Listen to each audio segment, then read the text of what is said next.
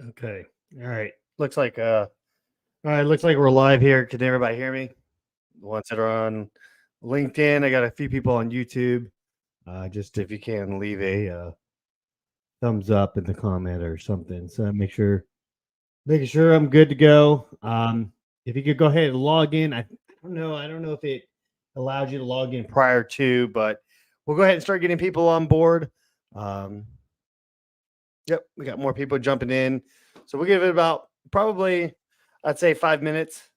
That way we can make sure that we get everyone on board that wants to participate. So how this is going to work with this is, so I'm going to kind of go back and forth a couple screens. That way you guys can be able to get more out of the questions to understand, when these answers the way that they are, determining whether they're in hybrid agile or predictive. But that will help you kind of get to a point where when you're actually breaking down the questions in the actual PMP exam, you'll be able to immediately determine which phase of a project that you're in or what is the framework of that project. So that's what we're going to try to get after today. And I'm going to try to move my mic up here a little bit. I had to buy some headphones. One of my friends, Mike, watched my last video and he was like, "Hey, sounds like you're far away in the room when you move away." So I got some headphones this time, so that way I got a couple other things that I'm doing. I got a EC Council asked me to do an Ansible intermediate course. Ansible is a network automation um, platform where you can create pretty much scripts, YAML scripts to pretty much configure the network simultaneously. So they've been reaching out to me. They've been asking me for quite a while to get this knocked out. Right now, we got 19, 20, 21 people in the room. We have 7 signed up. So please, so we can get max participation in this group. And that way you can get value out of this. Go ahead and I'll zoom in a little bit here. If you can go ahead and please sign up. So that way we can get, a full participation in this and making sure, that you get value out of this course. If you look in the comments, also, it is going to be on there, the joinmyquiz.com. And then the code to enter is 988982. And so if you're on here, I got 21 in the room on LinkedIn. I got a couple on YouTube. So just I'm kind of monitoring both, going back and forth.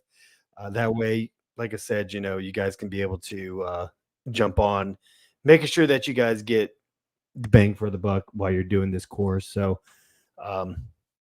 but we'll go ahead and in about 2 more minutes, we'll go ahead and start. And so that way we'll start rocking and rolling. But in the meantime, making sure, let me go ahead and add. So, of course, this is the code. This is join my quiz. I'll go ahead and copy this over to this scene so that way you have it available. There we go. So there you go. So just make sure we can get as much participation we have. We have 23 people right now on LinkedIn. So let's try to get 23 people signed up into this group so that way you can participate in the quiz itself. So we're going to be, like I said, we're going to be going through line by line, question by question. I'm going to be going through. I have a couple things on my screen over here. So as we go through the questions, I'll be able to kind of see the numbers of, who's got what right and wrong. But what we're going to do is we're going to break down those questions. Now, there is no time limit, but I do want to set probably a minute. I would say a minute per question. It is a little bit of reading, but that way, you folks can be able to get the timing down. So if you're already studying for the test, that's where this is going to kind of come into play. We want to be able to keep it under about a minute and 30 max. So what I'm going to do is let me add a timer to this here. So right now we got 11, we got 22 on, we got 11. So I'm going to give it about another minute. And then from there, we'll go ahead and just start on the first question. I was trying to see if there's anyone on LinkedIn or on Reddit that was going to come on board, but not seeing anything there. So, okay. So I'm gonna go ahead and move this out of the way.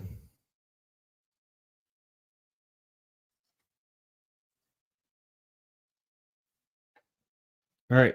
So we're gonna go ahead and start with the first question here.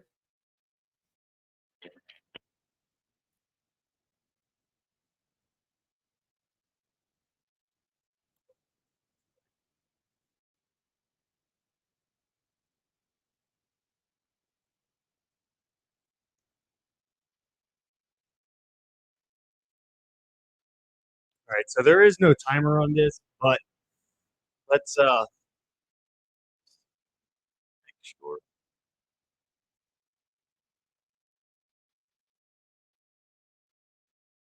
Like I said, I have a timer on my watch. I'm gonna go ahead and start. Um, let's see if I can put.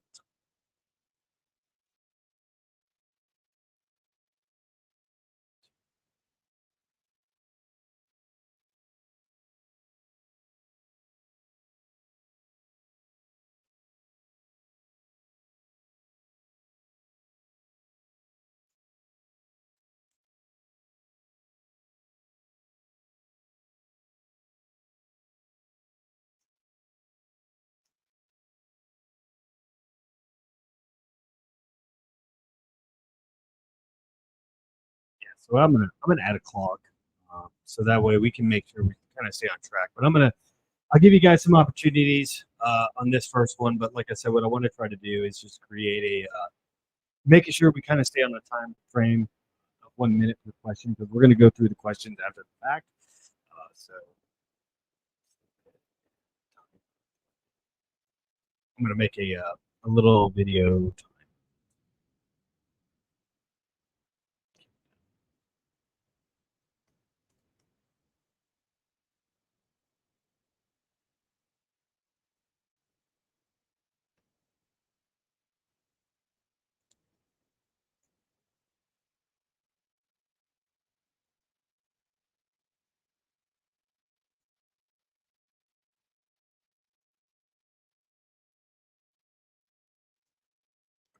I think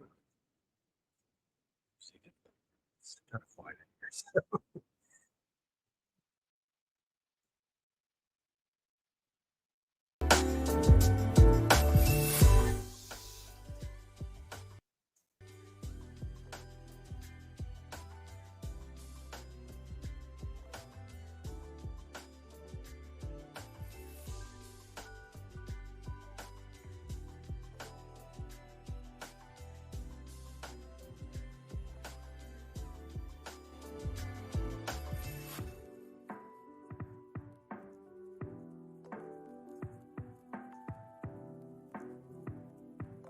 Okay. All right.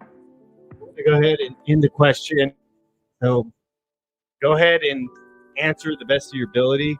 I got still about, let's see, one, two, three students left that are on here that haven't answered, but go ahead and see.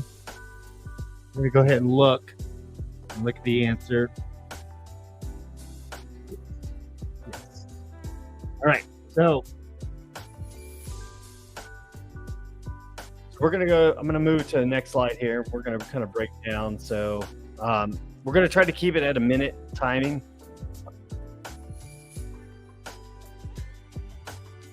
So we're going to go ahead and break down here. So a project manager is delivering a presentation on agile methodologies during a meeting with senior project stakeholders.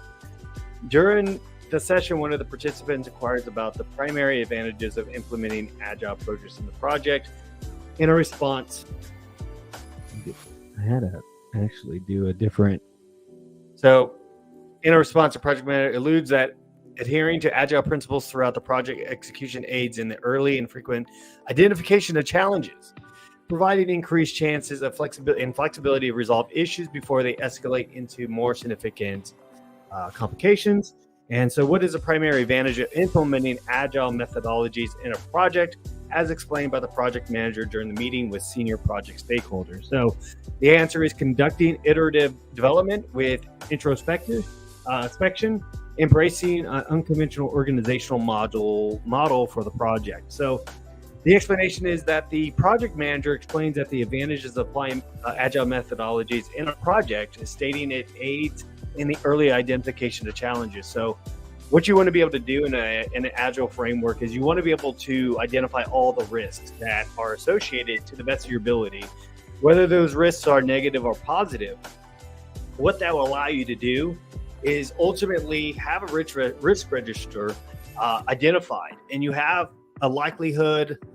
There's a scale. I pull it up, but unfortunately I'm in it under an NDA with a project that I'm currently doing right now. But it will have a likelihood, and then it has a corresponding number. But then also you provide what is your mitigating risk or your risk response to make sure that if that risk were to come up, then how do you get about being able to mitigate that risk as much as possible? So the correct answer is conducting iterative development with introspectives. It aligns with the agile principles, which focus on frequent evaluation and adaptation, enabling early identification and resolution of issues, thereby avoiding major complications. So with the agile framework, what you're doing is you are pretty much able to kind of tailor and contour as the project is going along. So that way you can be able to identify exactly where things are coming from based off of what your risk registration may have already in there.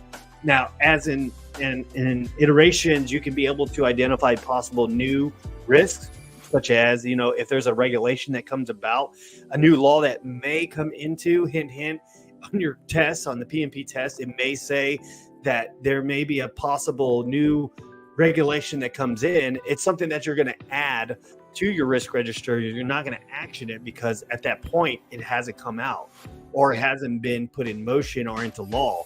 But if it does say that, the law has already came into action, that's where you have to take action. You still have to review and analyze the situation, how it's going to impact your three main things: your scope, cost, and schedule. But then also you need to be able to elevate that up to the right management at any given point in time, because that it is going to impact the project as a whole. All right, so this is going to be the layout, how we're going to get this formatted. So I'm going to be going back and forth to every screen here. But like I said, what I want you guys to be able to get out of this is a lot of learning objectives when it comes to the questions and how you break down the questions versus the answers.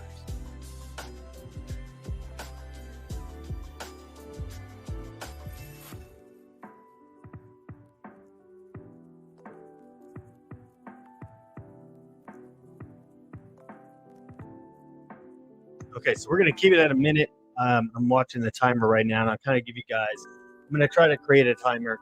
And Zachary, I reworded some of these questions, kind of throw things off, because in PMI on study hall versus a couple of the other ones that I had, the wording can be different, but also on the test, words can be different than what you may experience under the study hall. So just something to kind of be cognizant of, aware that it may happen, and you may come into contact with words that might not be the end all be all. But what I did with a lot of these questions, I tried to pretty much change the wording. You still have to think through what the scenario is and where you're at in the plan.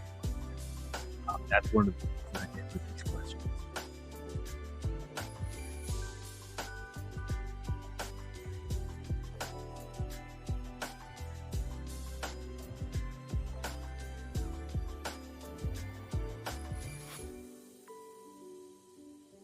Okay, we're coming up on a minute. So if you're not close to that answer, just go ahead and pick your best choice. As I mentioned, the best way to be able to take the PMP exam is, do you know it? If not, do you possibly know it? Can you eliminate two of the four questions? And if not, in the test, you can flag it and just move on to the next question. But in this scenario here, these are gotcha questions. I'm not trying to, try to get you stuck, but what I want to be able to do is, like I said, break down these questions based on what your capability is. So we're going to go ahead and move on, and I'm going to move to the next screen here. All right, so I'm going to go ahead and end question. If you haven't been able to answer, I'm sorry. We'll move on, so that way we don't stop progress. So let's go ahead and go through the question here. All right. If you weren't able to answer it, what I would recommend is that you just try your best, as fast as possible, because that's really where it's going to come down to, is that you want to be able to get the answers. You want to be able to know what the answer's sticking out. So your team has been dedicating an unusual, extensive amount of time to engage in discussion and disagreements during meetings. To address this issue, you organize team training sessions focused on enhancing meeting discipline and active listening skills. And which document needs revision to incorporate the updated team conduct standards? And so that's going to be the team charter. Let's see here. So we had on the results, we had issue log, team register, skills assessment, and team charter. So the key word here is team. Anything that you have with the team charter, like I said, I would pull one up so that way you can kind of see what it is. But normally your team charter is going to lay out kind of your ground rules. And then also is going to also have your roles and responsibility, or the RACI chart of what your team's going to conduct and who's responsible for what. So the issue log, it's not going to be part of this scenario, because ultimately your issue log is going to be stuff that actually comes into the light from a risk register.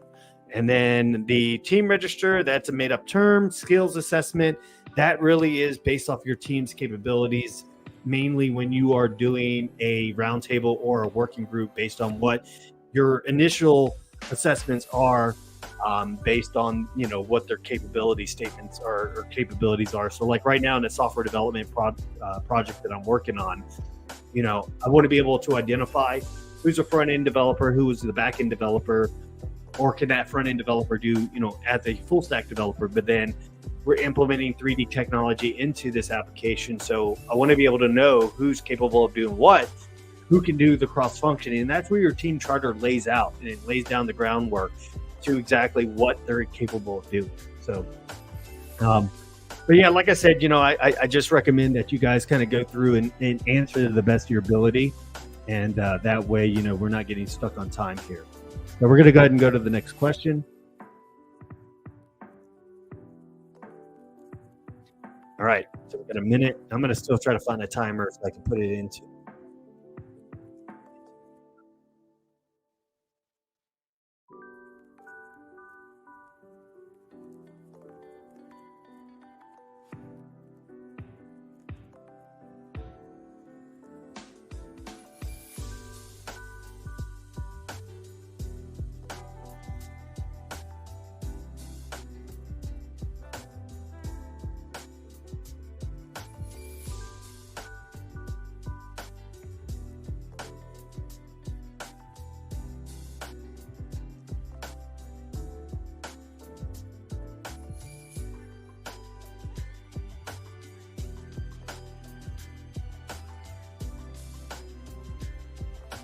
So I guess the question here is, I was wondering if we can see our chat/questions. I can see them. I can pull them up too. If you have any questions at any point in time, I'll be able to pull up here into the chat if anything comes about. Are we supposed to do something to see the answers? No. Well, like I said, I don't have the app open. Let me open it up so I can make sure that you guys are getting.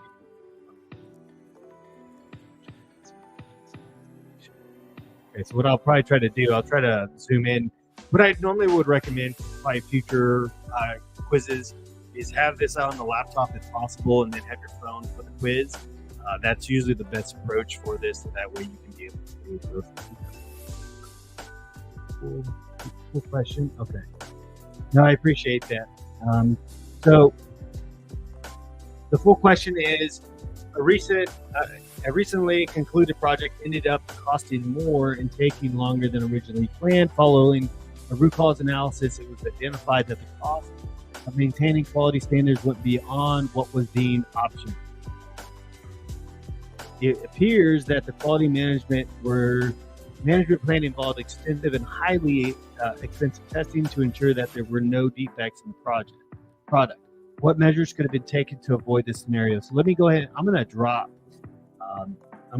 the question into the chat so that way you guys have it. Or I don't know if you can see it on my screen too. but I'll go ahead and drop it in the chat additionally too. So that I apologize for that.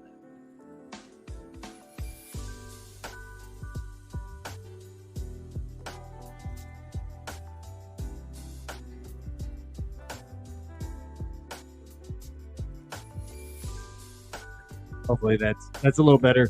So I'll probably go back and forth in case that you guys can't see it. But if you can see it here on the screen,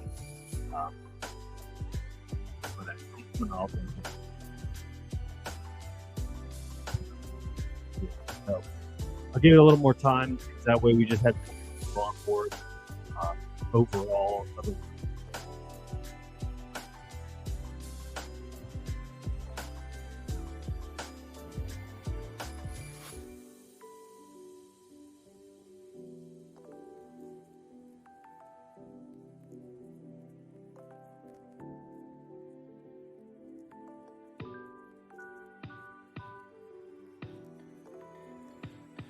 Okay. Next question, I'm going to try to get a little timer on the side so that way you guys have it. But I'm going to go ahead and switch scenes here. Okay. I do need to end the question. Looks like. All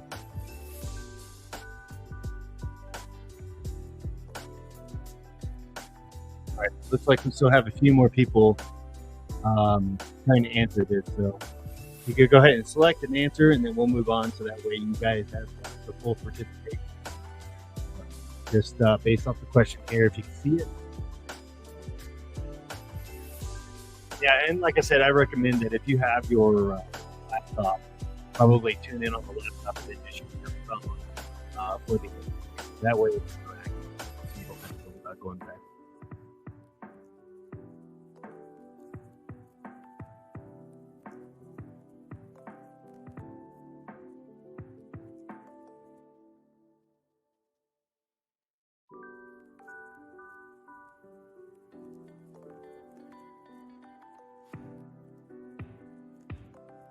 Okay, I'm going to go ahead and end this one here. Okay. All right, let's go ahead and go through the next question. So, all right, so question 3. Getting caught up on my phone here.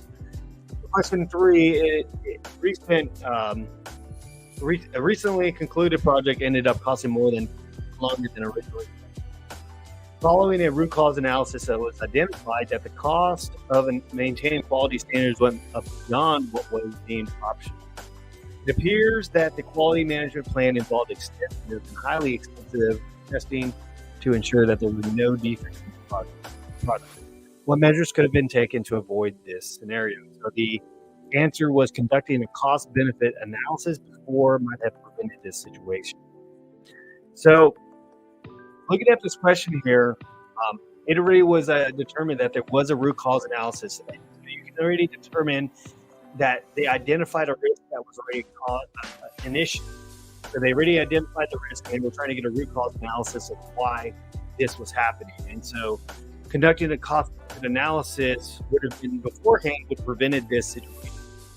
This analysis would have helped evaluate the potential costs and benefits associated with maintaining quality standards, including extensive testing.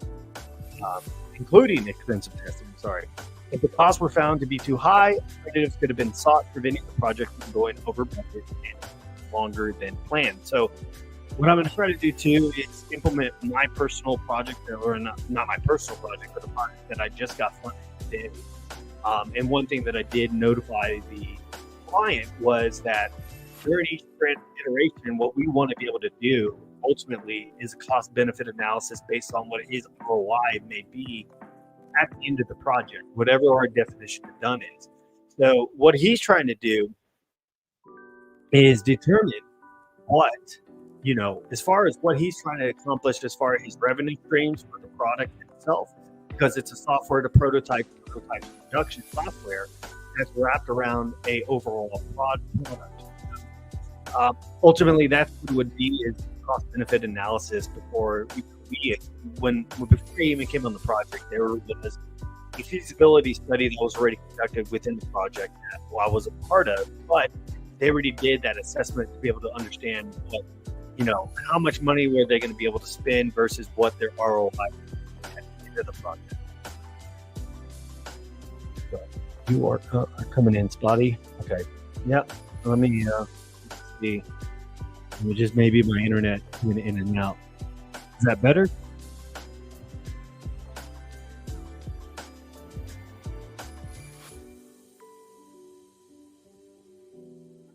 Yeah, it may be just sometimes my network.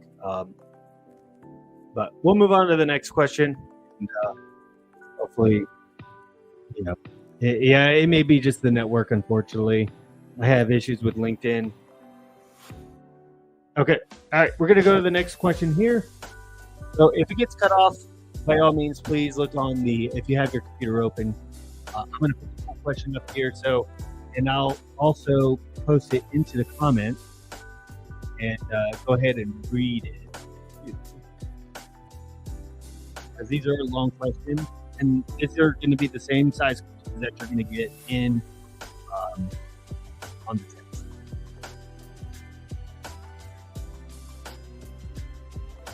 Okay, so I'll read it too. The project is in the process of sourcing a set of products that will be developed concurrently with the project itself. It's essential that a single supplier possesses the capability to manufacture these products and offer services to support the project team while they work on various components. What is the recommended approach to effectively oversee quality of the ongoing procurement requirement?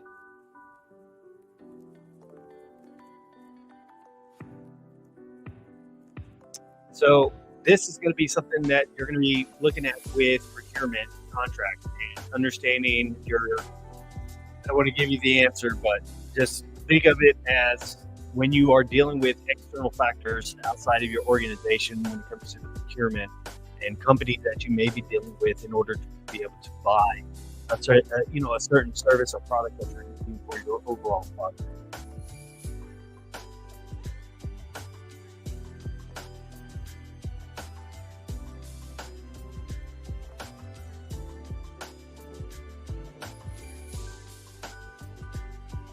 Okay, so it looks like there's still people still trying to get logged in. Let me add. It helps. Let me add I'm going to add this. If you're still trying to get on, I'll add this to the screen on the side, so that way you have it.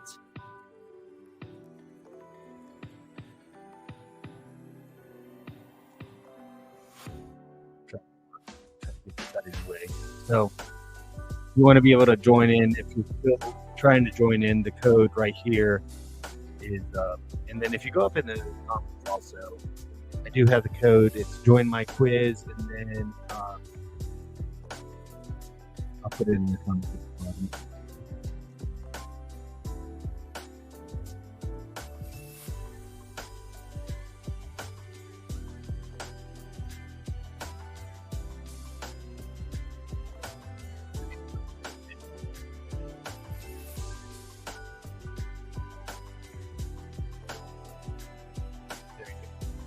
Hopefully that will fix anybody that's still trying to get into the chat room.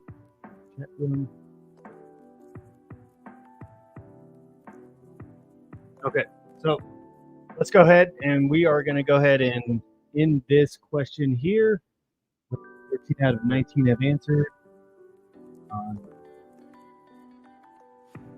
If you don't know it, just go ahead and try to guess. Because ultimately, like I said, one thing that I can say when it comes to the PMP exam is one thing I stress on the app that I have, the audio study guide, is under one of the tabs that I have mindset. If you listen to that over and over right before, so one of the things I'm going to do on my app is create a study plan for you. We'll also have I used to would log into PMI to see how many more days I have time to set a calendar date to take the exam to kind of mentally, ensure that I keep track. But then also though too, what I did was I had a Pomodoro timer, so I would do 25 minutes of just straight studying.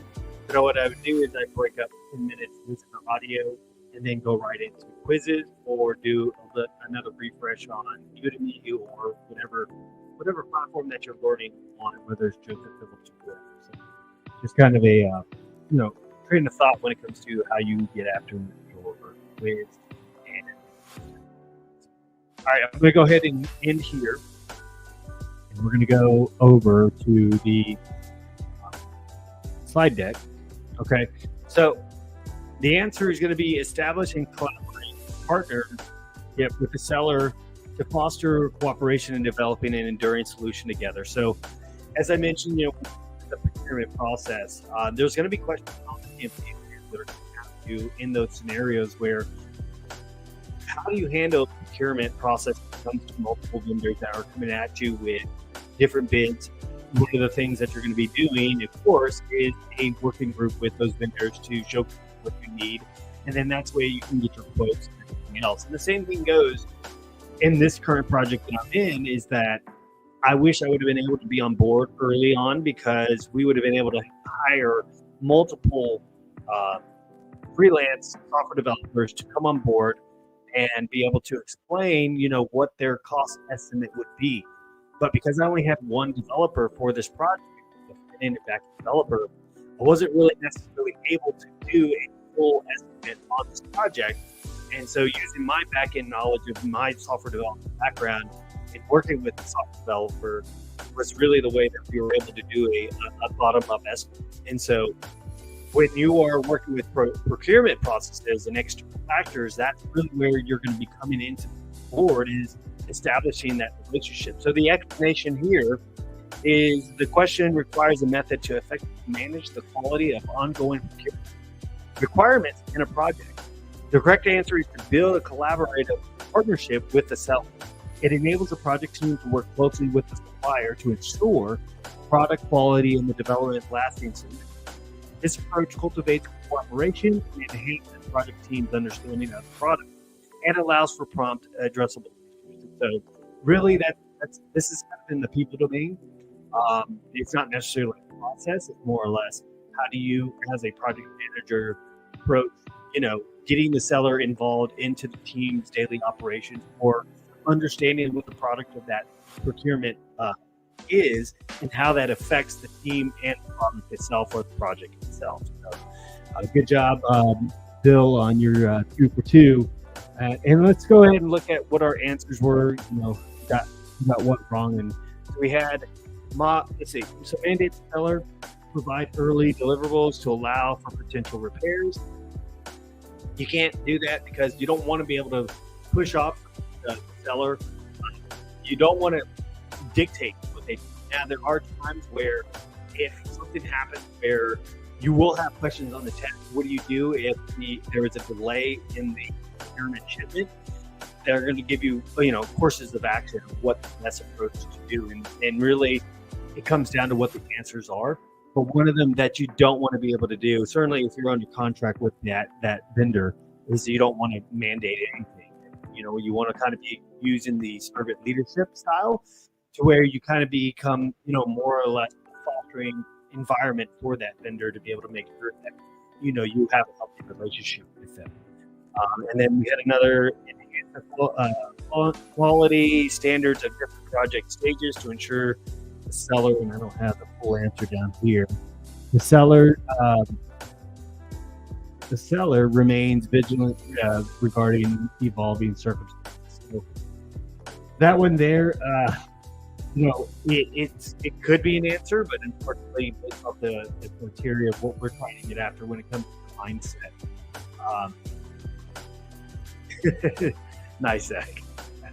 But it ultimately comes down to how do you use the mindset based on what PMI wants you to be able to approach the situation. And that's where when you do a study hall PMI, and I like I said, I cannot recommend. It's $45 for the basic package. That gives you, I think, over 800 questions from the PMI construct, and those questions are as close as that you're going to get to the actual exam, bar none. One of the things, as I mentioned in my previous briefing, was just ignore I just ignored the expert questions because I didn't see any expert questions on the test. And a lot of people are saying the same thing too, that they are not. So, I like to see that we got a little bit of competition here, which is great. And we'll keep on moving forward. So, okay, here we go. And I'm going to drop the question into the chat so that way everybody has it.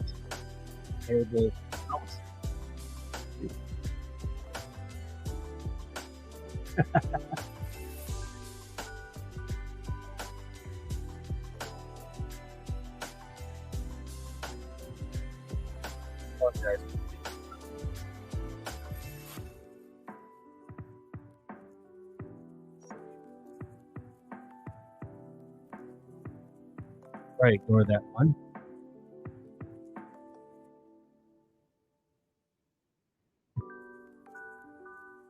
I kind of put the whole. There it is. Okay, so looks like it's cut off. Let me see if I can zoom out.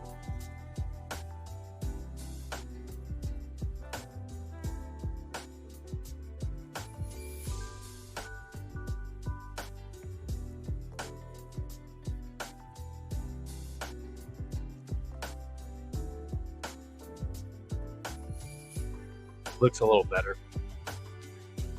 Okay, so that question that I put on there was not the same one that's actually on here right now. So the question asks, and I'll go ahead and copy the right one. So the city has secured funding for revitalization of an existing park, necessitating its closure for a year. I'm going to drop this in the chat.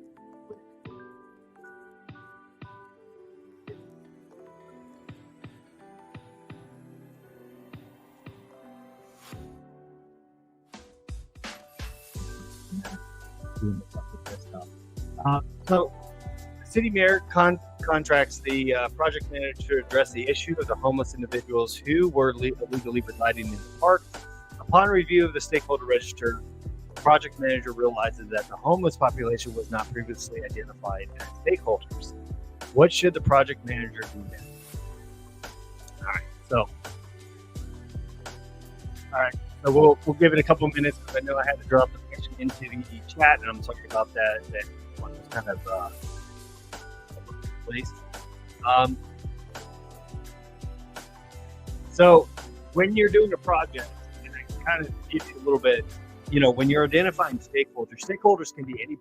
It can be anybody that has a direct or indirect involvement in the project. So certainly, when you're dealing with anything, in a city, the population of that city can be your stake. It could be a stakeholder because they can have an adverse effect based on, conditions or policies or regulations or rioting or protests that say, hey, I don't like this being built here. I want this to stop, and they can block the construction site from even being built. So that's where really you have to be able to find home and understand who your stakeholders are, both internal and external on the project. So, all right, we're going to go ahead and move on. If you've been able to, looks like 13 out of 19 people, but go ahead and select a question, and then we'll go ahead and move on to the next one here. Yes, absolutely. All right, so we're going to go ahead and end. All right. As I mentioned, we want to be able to try to move as smooth as possible, but I do want to get, you guys to be able to. All right, so let's go ahead. I'm going to move to the next. I'm going to move to the scene here. All right, so the answer was conduct stakeholder analysis involving the homeless population. So, in reality, that's what you don't even need an explanation for this here. It pretty much will tell you exactly in the answer, and that's the one thing that the answer on the test itself for PMP. Usually, the answer is in the question of the test, and this one here, it was exactly there, based off of saying that Upon reviewing the stakeholder register, the project manager realized the homeless population was not previously identified as stakeholders. And so conduct a stakeholder analysis would be really your next step to do so. And in the PMP exam, one thing that you have to be careful about, though, is it will say either what should you do next or what do you do next.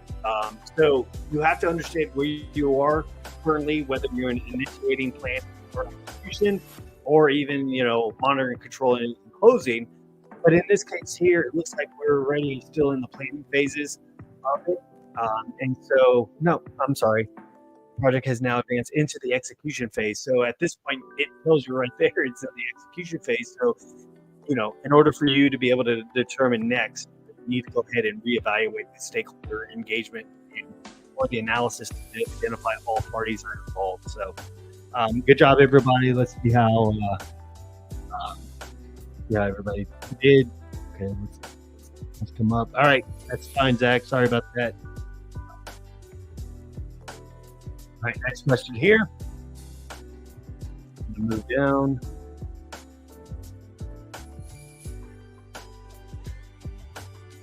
Let me make sure I get the full question. Okay, so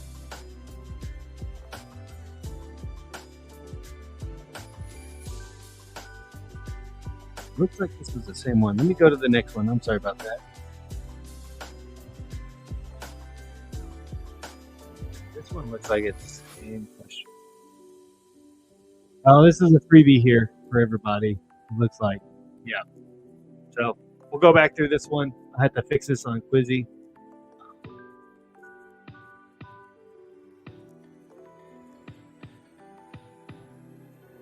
Once everyone's done getting a freebie question here. This one's a repeat, and I apologize for that. So let's see here. The question asked, conduct a stakeholder analysis on people who aren't even listed on the stakeholders. Wouldn't you modify the stakeholder list first and then the analysis? So that one, like I said, I guess it's going to be based on the definition of what you consider. So the list and the stakeholder analysis kind of coincide with what you identify. So I have, for my project, I have a stakeholder engagement plan, so then you have your stakeholder list or your register, or the analysis. So the analysis is kind of encompassing that as far as like how you're going to update your list of people that you identified as stakeholders and what their roles are in the actual project itself.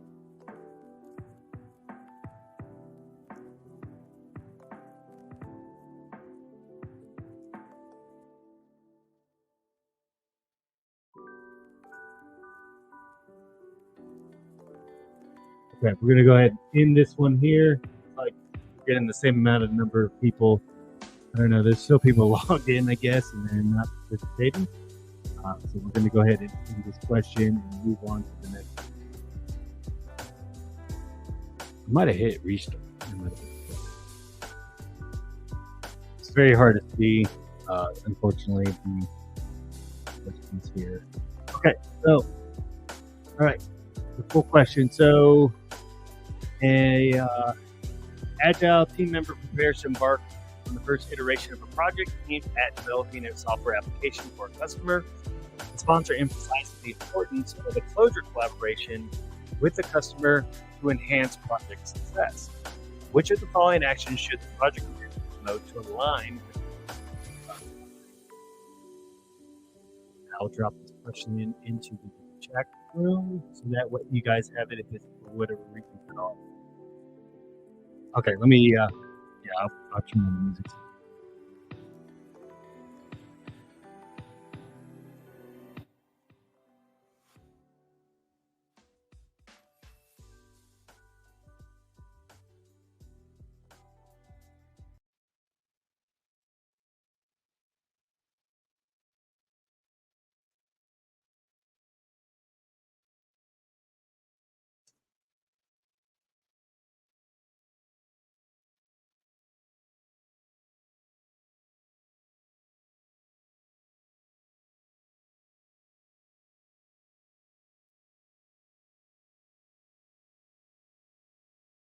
Okay, let's go ahead and go ahead and start wrapping up. Um, we got 8 out of 19 right now. I think we have about 12 that are participating in the actual exam itself.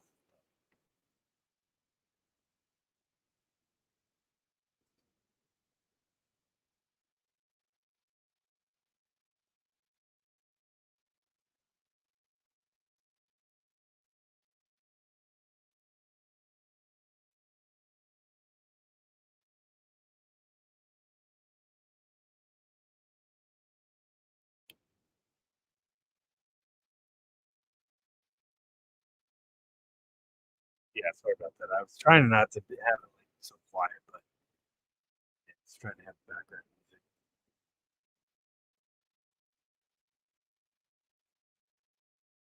Let's go ahead and we're going to go ahead end it here. Let's see what the answer was. We will go um, to the slide deck here. So looks like we got a pretty good board going on with people in the lead. So let's go ahead and look at the question. So the answer is embrace changes in customer requirements, even if they emerge late in the product development phase. So in the product development phase. So that's the one thing with agile is exactly what the terminology. Agile methodology is customer focused approach that values flexibility and adaptability. So I got to meet with my client and let him know, he's in the construction business. He's VP for this major construction business in North Carolina. So I'm going to have about a 2 hour, 3 hour coaching session with him. Go over Monday.com, which is our project management um, system that we're using in order for us to give him a high scope of the project. But ultimately, what I want to be able to do with my client is just give him the understanding of what from the agile framework, and that his role and responsibility is a product backlog. And so as we start building the MVP of the software, what I need for him is that whatever features he wants to be able to put on, or anything that we already identified as a product or feature, we can be able to move up as soon as possible based on user feedback. So that's really what it is, and it encourages the team to embrace changes in customer requirements, regardless of when they arise in the development phase. This is to ensure that the final product meets customer needs and expectations, aligning with the sponsor's emphasis on close collaboration with the customer for project success. So, as I mentioned, we're doing we're making a custom software with 3D rendering. We're reverse engineering the 3D uh, object and then going from there to be able to create a product that the client is going to use as a way to license or outsource to other people to use that product. So this is right up my alley of what I'm currently doing in a agile project. I'm the kind of the scrum master slash the project manager in this, but having a software background, it's easy for me to communicate to the team what we're trying to get after. Some of the other answers I can't see because so I unfortunately I can't see the other answers here, but there were a couple people that had 5 5 people here, engaging negotiations with the customer. So, really, when it comes down to it, in an agile framework, you always wanna be able to, understand that they're the ones that ultimately control the cost, scope, and budget or the, schedule of that project, and that's one thing that as a project manager you want to be able to emphasize that to them, that if they do add a new feature to the project itself, that it is really an agile framework. It is gonna affect the cost and the schedule, if you're gonna add a new scope, assessment on it. So, alright, good job, everybody. We're gonna go ahead and move on to the next question here. Okay. Alright, you're overseeing you should see this on your phone. If not, let me know, and I'll drop the question in the comment box. You're overseeing a project consisting of 4 phases, and the current phase have received approval. Um, and what is the necessary step for progressing to the phases? You can see it, let me know in the comments, and then I will move it into the comment box.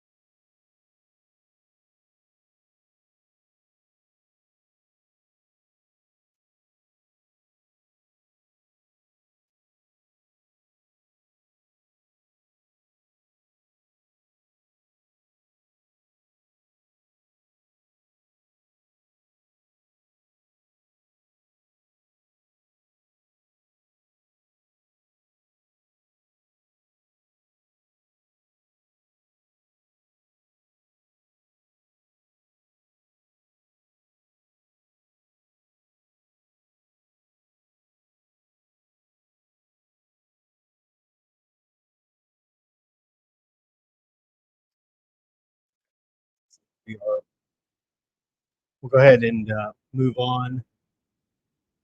Go ahead and end this here. Give it about 31 seconds. 10 out of 19. So,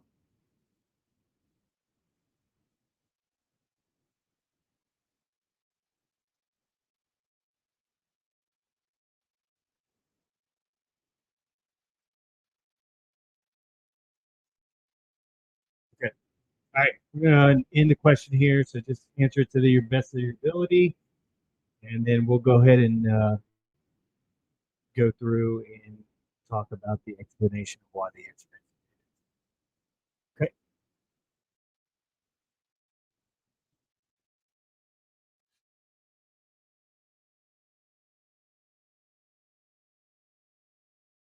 Yeah, good job, Zach. Moved up there. Okay. Yeah, this one was a little hard. And, this probably will be a expert question on the actual exam. They are pretty wordy. A lot of the questions that you're going to get are not going to be this big of words.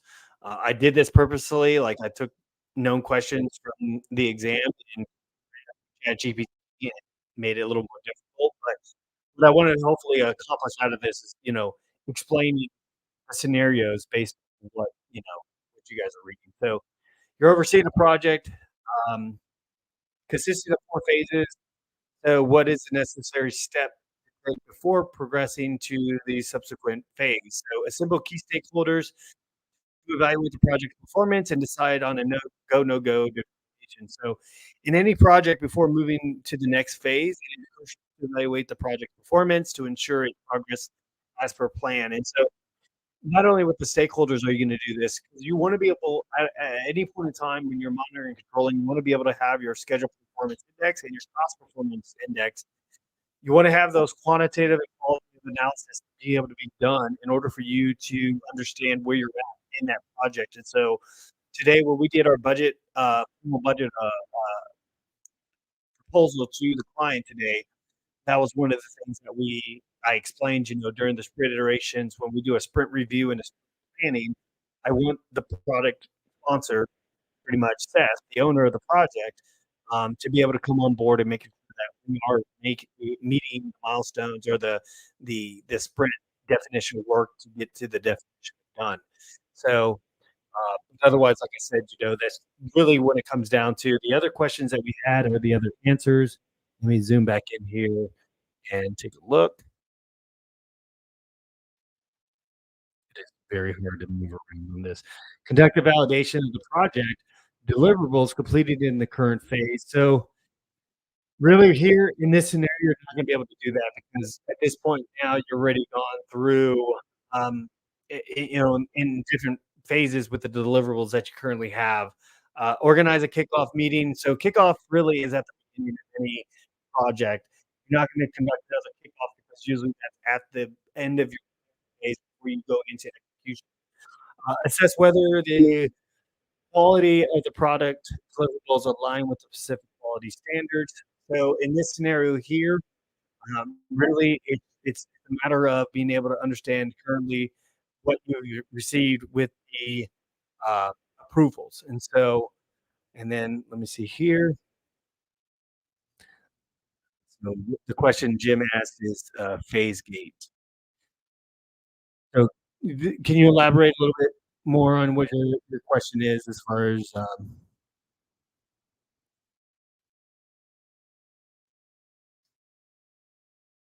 what as far as the phase gate in terms of the project itself, as far as like project iterations?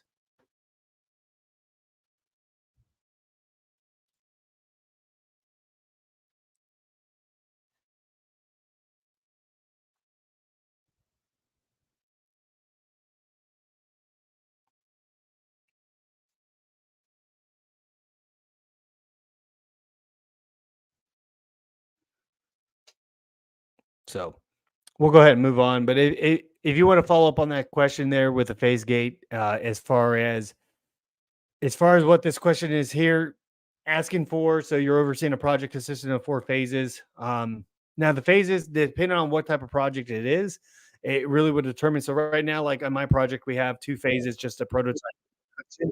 But it really, ultimately, if in this question here, it's hard to determine if this would be if you're moving forward to the next phase of the effort, if you're moving forward to the phase. So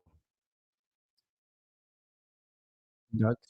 So with the answer, assembling the key stakeholders is really just gonna be evaluating with the stakeholders. Now, there may be other questions or answers that could correlate to this question where you assemble the team, but otherwise, like I said, it just depends on what the answers are. Now, the thing is with the PMP test is that there are gonna be some questions that are answers that are gonna be off the wall that you're gonna see. Normally, like I said, when I took the test, I was able to identify usually 2 questions right off the bat that didn't even belong into, and so, like, in this scenario here, organize a kickoff meeting for the next, phase. Pretty much once you're already in that initial phase 1, you're not gonna have another kickoff. It's just you go into your next sprint or your next phase. So,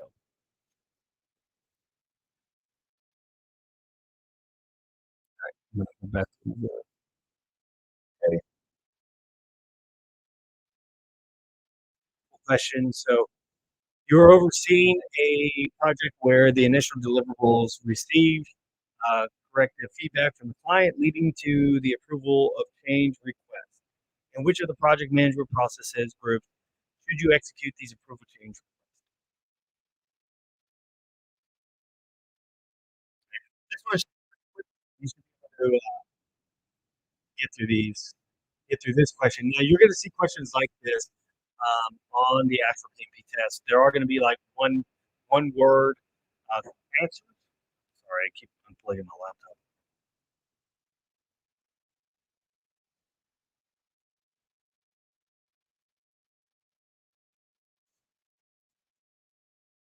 And so we should be able to get through this one pretty quick here. Um,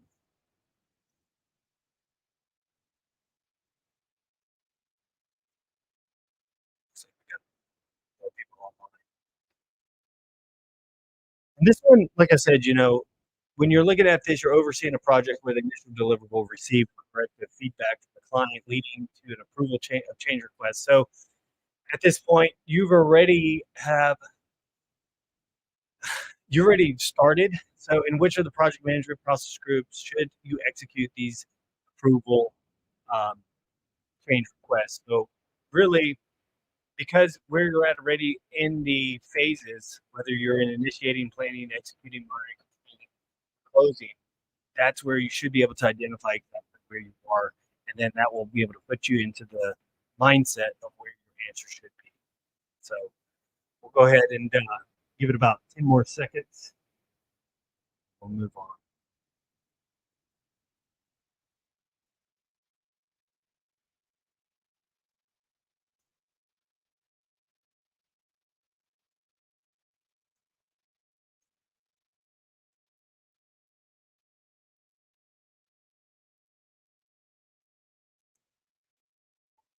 Okay. I'm going to go ahead and end the question here. If you haven't answered, please do so, and we will go ahead.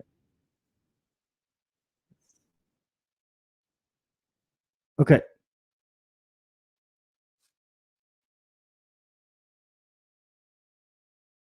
Oh, dang.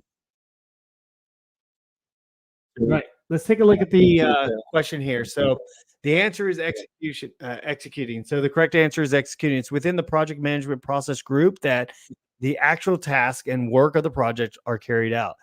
This includes implementing approved change requests. So therefore, if corrective feedback has led to approval of change requests, be, be executed during this phase. And so the answer, or the question is already telling you that you're already in the execution phase. You're not in the planning phase, and whether or not you're in the monitoring control, but because the way the answer's already, the question's already kind of shaped in there to allow you to be able to understand what part of the phase that you're uh, in the question itself. And so, good job on everyone that. So we had about there's about a level of responses as far as initiating. So initiating, you're not doing any change requests because at this point you're still in the you're just kind of like the high level. You're getting your project scope. You're getting a lot of feedback from the client or the feasibility study. The planning phase, because it's not within execution, because one of the key words that you can see here is going to be collective feedback from the client leading to approval of change requests in which the project manager process group to execute these approval change requests. And so pretty much, yeah, it's gonna be in the execution phase because during the planning phase, you're not really doing anything other than building all your document artifacts. So during the planning stage, you can do a lot of changes because you're not executing, you don't have your kickoff at that point. But when you are executing the project, that's where it's key that you have a change request before in order for you to make sure that what you're doing is deliberate in the changes because ultimately it's going to change your cost scope and schedule. All right, next question here.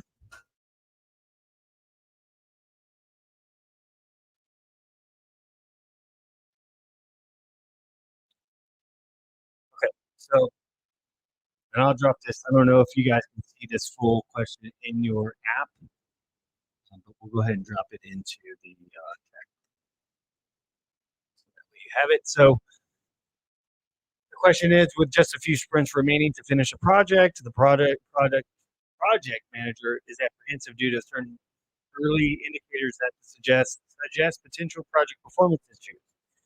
The project manager communicates these concerns to the project sponsor and seeks the sponsor's assistance in addressing these warning signals. What is the primary reason behind the project manager's unease?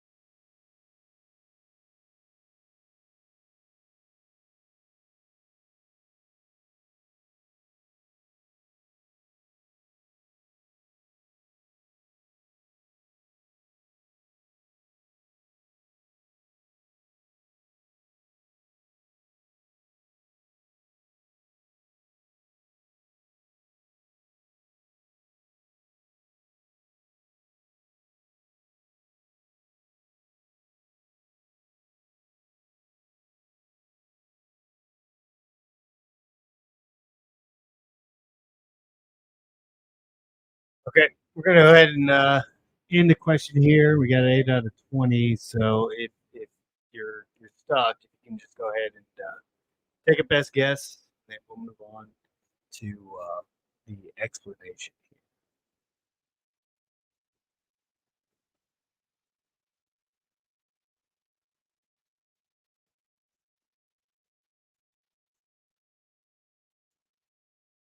Yeah, this one is a little wordy, and like I said, I purposely did this because you're not gonna get questions like this on the actual exam. What I want to be able to have you do is kind of decipher through what the question is asking you, what framework you're in. We're going to go through and explain. So we'll go ahead and end this question here.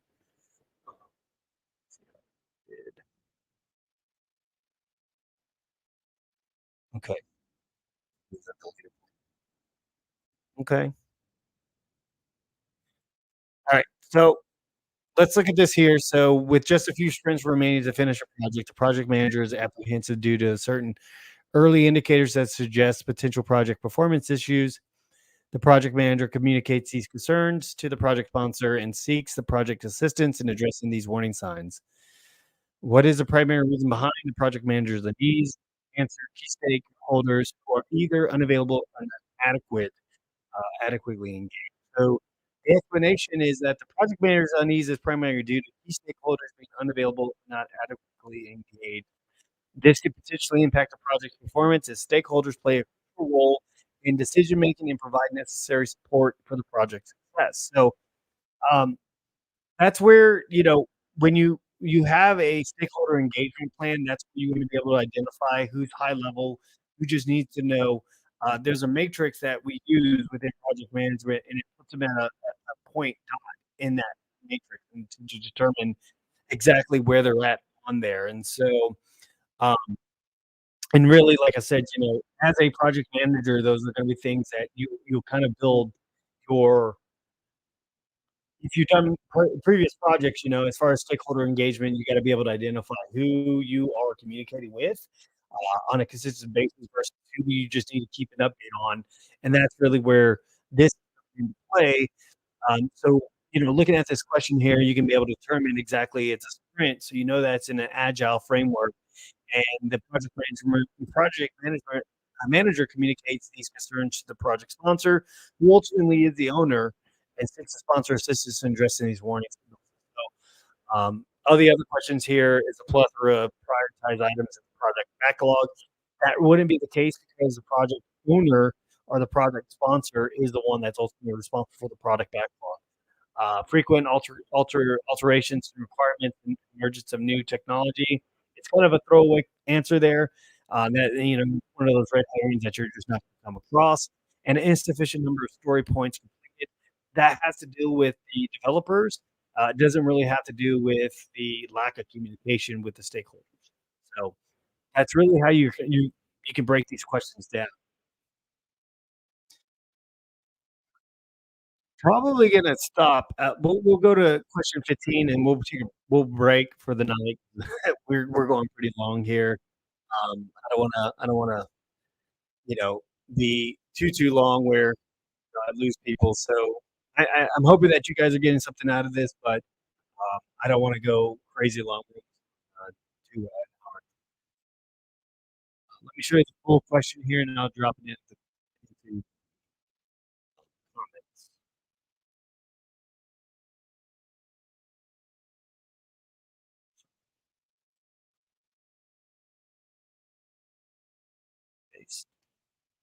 Okay, so let's look at the question here. So a control procurement process involves 8 inputs, which are project management plan, project documents, agreements, procurement documents, work performance data, enterprise environmental factors, um, organizational process assets, and which of the following inputs are absent from the provided list.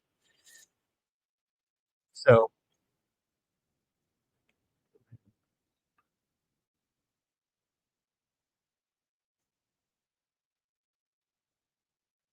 so one of the things when I started studying, I actually started studying the 49 processes.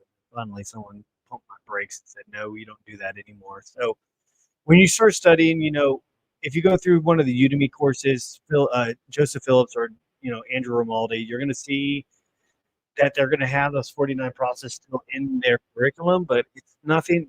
Go through it, the ITTOs, um, the inputs, tools, techniques, and outputs. There's still things that you want to know, but overall, you're not really going to be dealing with those at all on the test.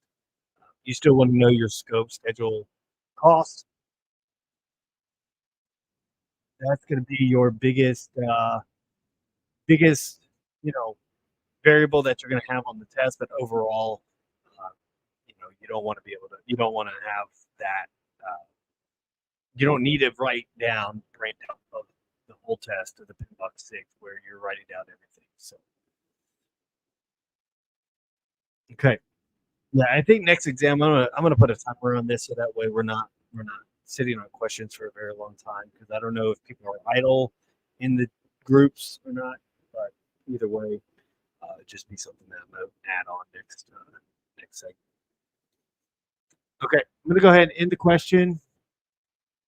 Go ahead and answer. I'll get 5 more seconds. Okay, so let's go ahead and review this here. So so the question was, which of the following inputs is absent from the provided list? Is approved, change, request. So the question, the explanation is the question lists the inputs of the control procurement process and asks for which one is not mentioned. So the correct answer is approved change request input is not present in the initial list given in the questions, indicating that the absent input control process procurement process. So really, you're going to get a couple questions on the PMP exam where it's going to have bullet format just as this. That's why I wanted to include this in here, and that way you can be able to see, so when you're looking at this here, the control procurement process, the project charter isn't going to be a part of this because it's not part of that document artifact in the procurement. Mainly when you're dealing with vendors or resources that you're getting from outside to be able to bring into your project for external resources, freelancers, whatever it may be. But otherwise, project scope statement, that's also going to be a high level with your initial stage planning and then schedule baseline again too. That is going to be part of your initiating and planning. But in this construct of the question with control procurements, it's mainly dealing with the vendors itself. So, all right, go ahead and go to the next question here. We're going to go a little more faster. Looks like we got another person on board. So, okay, I'm going to go ahead and add to the.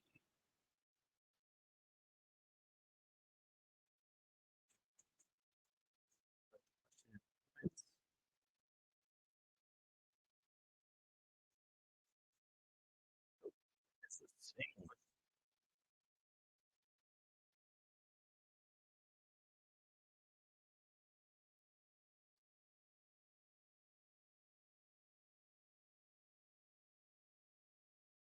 So, we'll read it. A project manager is in the process of planning a project for the installation of a new offshore rig. The project team is facing challenges in scheduling the project due to uncertainty surrounding the depth and density of the soil material they must drill through to access the oil.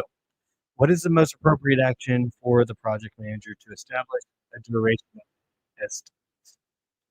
Okay, so we'll try to not sit too long on this question because, like I said, we've been on for about an hour. So I'm going to try to keep these under an hour. So I may probably adjust the questions to maybe 15 or 10 questions per session because us going through them adds a little more time, but I think it will help you guys to be able to uh, understand, how to break down these questions and be able to be fully prepared, I guess, for the. That's how I was able to take the exam. That's why I recommend the study hall, PMI study hall, because what I was able to do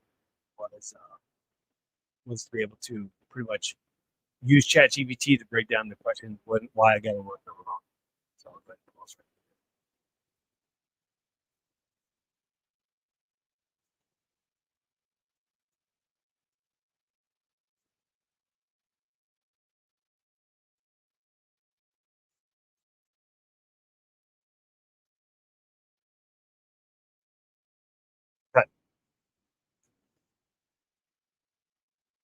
go ahead. We'll go ahead and end the question here. Go ahead and answer to your best of your ability, and then we'll go ahead and move forward.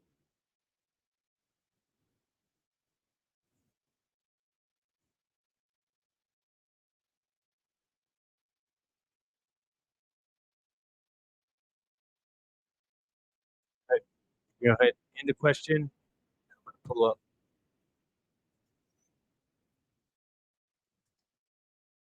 Wrong scene. Uh-oh. It seems that I lost my board for. It looks like I lost the wrong board. Yeah, let me get this set up again. It looks like something happened with the scene here. So I just gotta. Okay, let's look at this right here. I had to pull this up the right way. Um, okay, so the question asked is a project manager is in the process of planning a project for installation of a new offshore rig. The project team is facing challenges in scheduling the project due to uncertainties, finding the depth and density of the soil. What is the most appropriate action for the project manager to establish a duration estimate? So, examine the assumption log to identify any assumptions related to the drilling. And the explanation is the best action for the project manager is to examine the assumption log to identify any assumption related to drilling. This approach will allow the manager to better understand the challenges, constraints, enabling them to establish a more accurate duration estimate during the project. So let's go back to. I don't know what happened to that. Seems like I lost. All right, so it looks like consult with the project sponsor. Utilize a parametric estimate to calculate the drill duration. And of course, two people got it right. Examine the assumption log to identify. So, kind of looking to consult with the project sponsor. You don't want to ever elevate this to someone else. You always want to try to keep it full to you first before you elevate it to management. That's always going to be the number one thing.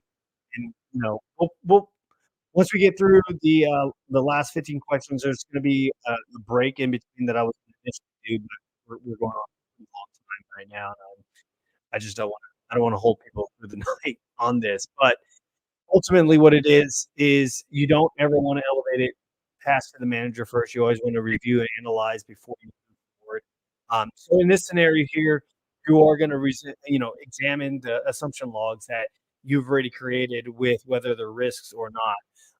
And so, kind of the ways that you can be able to identify question to answer by looking into the question is the project team is facing challenges in density of soil.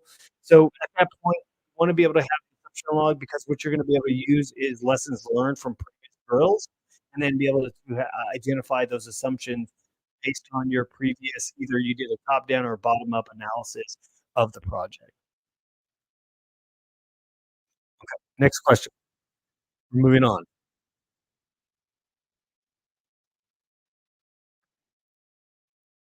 So if you let me know if you don't see this, and I'll drop it in the chat. But I think this is a smaller question. So project backlog consists of a mixture of user stories, with some representing high risk features and others addressing routine tasks and activities. How should the user stories related to risky features be strategically scheduled? So I'll go ahead and pause right there.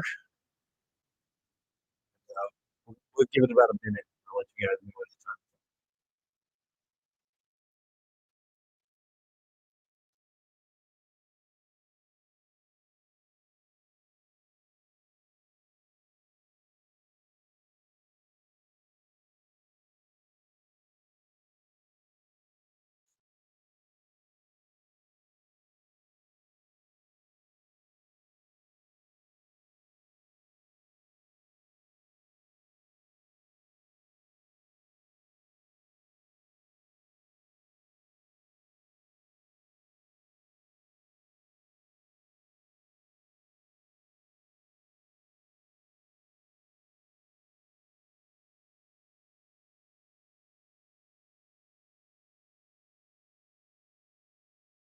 Okay, time's up. go ahead and mark a question, and then we'll go ahead and end the question here. So this question here, of course, is talking about agile. So you're looking at it in a software development. So answer is prioritized at the forefront of each sprint backlog. So the user stories related risky features.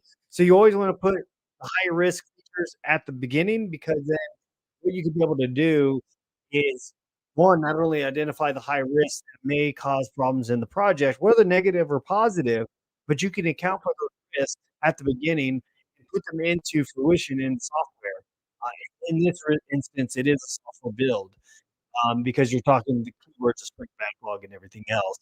So this means that they should be addressed first as they represent a higher level of risk and uncertainty. By prioritizing these tasks, the team can mitigate potential risk early on in the project lifecycle. Well, I mean, it could be software, but in terms of how we address this as a Scrum process, this is going to be something that you're going to deal with in a software build. But let's go ahead and look at the answers to questions that we got here. So allocate with the risk breakdown structure.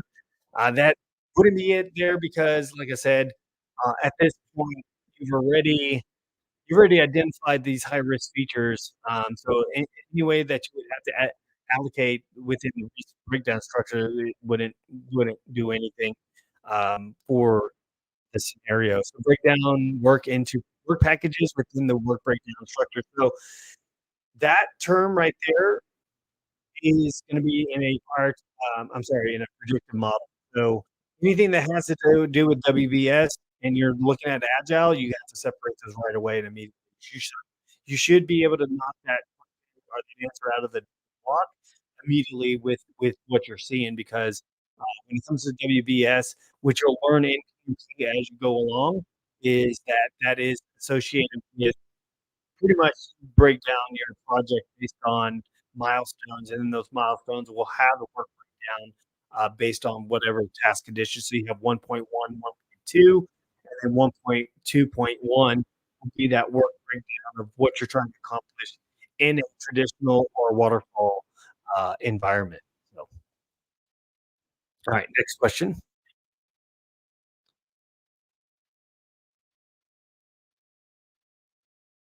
There you go. Pull. What is important? Which of the following areas should a product owner primarily emphasize? I don't think there's a question on this. I'm sorry for that.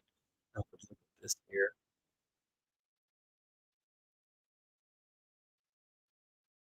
Yes. Thanks, Jim. Exactly. Traditional equals WBS, work breakdown sheet.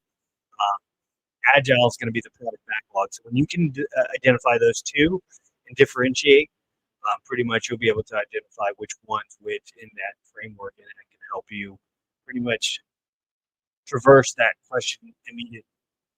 So thank you there, Jim.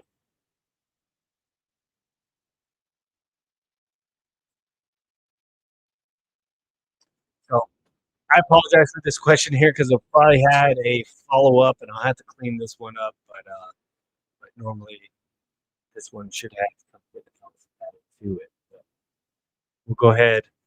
We're going to give it about 10 more seconds, and then we're going to move on to the answer here. So let me just go through this. It's missing some. Okay, I'm going to go ahead and end. We are going to go look at the answer.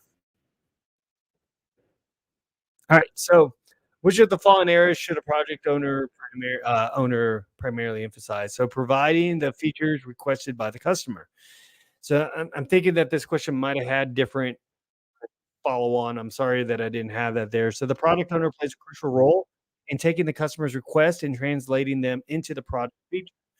While the other options like innovating features and adhering to agile ceremonies are important, they are secondary to the understanding of providing what a customer requests, minimizing disruptions to the team as part of the product owner role, but not its primary emphasis. So it looks like there were 7 answers to providing features requested by the customer. And so in an agile in an agile framework, it is all about the customer. It's their product backlog, and if it's something that they want, whether it's the customer now, depending on what changes, in the definition of what the customer is based on the framework in question, um, can determine because if it's a project sponsor, if it's a customer that's testing it and they wanna make a key feature change, you're gonna get a question like that on the test, then you don't wanna make action until you reach out to the project sponsor or the product owner, in order to get assessment, because at that point in time, you're gonna have to do a change management or a case of a change management to make any adverse changes to that product that we're creating. So, okay, we're gonna do let's see here. I think that yeah, that was gonna be it for the night, and then yep, we had a break. So I'm gonna yeah, we're gonna break for the night, and what I wanna do, though, is real quick, thank you for all that stayed on this long. It's been an hour and 38 minutes, but I hope that you guys got something out of this. I wanted to do this for tips and tricks, so, on the test itself, and what I'll probably do, like I said, I'll break this into 15 questions, that way we're not going over 2 hours. I know Dave, whatever, the Australian guy on YouTube, he does, like, 2-hour videos, and I just don't have been working all day. Uh, so imagine yourself as a project manager for a massive and complicated project. So when you're taking the test, make sure you put yourself in that mindset. Um, One thing that I could tell you for PMP, with me having a military background, a lot of the stuff that was asked, I had to take it from a different perspective because the way that we do projects in the military are one, we don't have a budget. Two, we just kinda go, willy-nilly and, make it happen. I've actually been using some of the framework projects that I'm doing now, as I'm getting ready for an exercise. So I'm trying to make this, try to use my skill set that I was trained to do and put it into a military structure. Um, and it's funny because this one major's my email, and I had pretty much the assumptions of this project that I'm doing. He was like, "You should go get your PMP." It was just a joke, but, being that I already have it. So steps to consider before jumping into action. Number 1, analyze and assess and analyze the situation thoroughly. So that's the biggest thing.